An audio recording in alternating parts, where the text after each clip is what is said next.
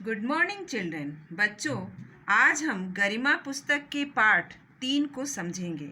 इस पाठ का नाम है मात्राएं। इस पाठ का क्या नाम है? मात्राएं। इसे इंग्लिश में हम साइन ऑफ वॉवेल्स भी बोलते हैं। बच्चों, पिछली कक्षा में हमने स्वर और व्यंजन सीखा था। हम लोगों को यह जानना बहुत ज़रूरी है कि अ के अतिरिक्त सभी स्वरों की मात्राएं होती हैं। ये सभी मात्राएं व्यंजनों के साथ लगती है। बच्चों, हमें इस बात का विशेष ध्यान रखना चाहिए कि अ स्वर सभी व्यंजनों में होता है।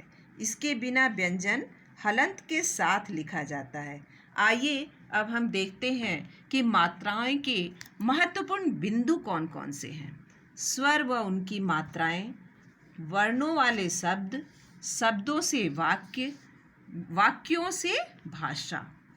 बच्चों, आपने स्वर और व्यंजन के बारे में पढ़ा। अब इस बात को जानिए कि अ को छोड़कर हर स्वर की अपनी एक मात्रा होती है। हम स्वर न लिखकर उसकी मात्रा से ही ध्वनि की पहचान कर लेते हैं। व्यंजनों में मात्राएं लगाकर शब्द बनाए जाते हैं। अब देखिए, यहाँ स्वर, मात्राएं, व्यंजन, मात्रा, शब्द, इनसे मिलकर के कैसे वर्णमाला बनी है। स्वर क्या है? अ, आ, छोटी, बड़ी, छोटाऊ, बड़ाऊ, री, ए, ओ, औ। और अब इनकी मात्राएं हैं। व्यंजन में लगकर ये कैसे बनते हैं? क हलंत प्लस अ, क्या हो गया? क हलंत प्लस आ, का। क हलंत प्लस ई, की। क हलंत प्लस ई, की। क हलंत प्लस उ, कु। क हलंत प्लस बड़ाऊ, कू। क हलंत प्लस री, क्री। क हलंत प्लस ए, के। क हलंत प्लस ए, कै। क हलंत प्लस ओ, को। क हलंत प्लस औ, कौ।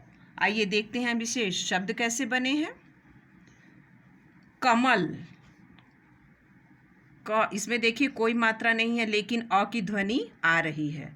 अब देखिए आ की मात्रा वाले शब्द। काला, किसान, कील, कुल, कूकना, कृपा, केला, कैसा, कोयला, कौवा।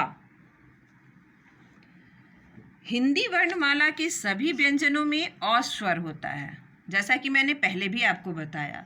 र के साथ उ और बड़ा ऊ की मात्रा इस प्रकार लगती है, जैसे र प्लस छोटा ऊ, रू।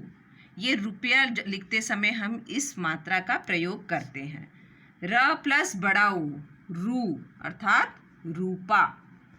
शब्द, वर्णों की मदद से शब्द बनते हैं।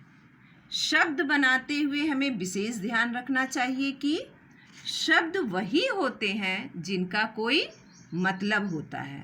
जैसे किताब, की प्लस ता प्लस ब। अब किताब का मतलब आप भी समझ रहे होंगे। किताब का अपना एक अर्थ है, लेकिन हम इसे किपदा लिखेंगे तो इसका कोई अर्थ नहीं होगा।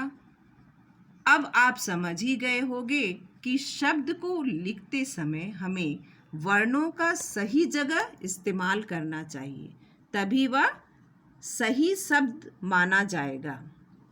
वाक्य, जिस प्रकार से वर्णों के सही मेल से शब्द बनते हैं, उसी प्रकार ही शब्दों के सही मेल से वाक्य बनते हैं।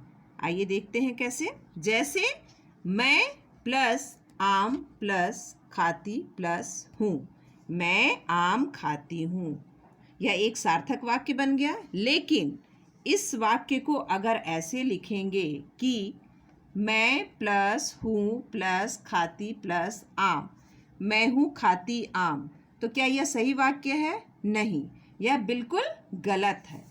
यहाँ पर शब्द तो सही हैं, लेकिन शब्दों की जगह बिल्कुल सही नहीं है, इसलिए यह वाक्य सही नहीं है।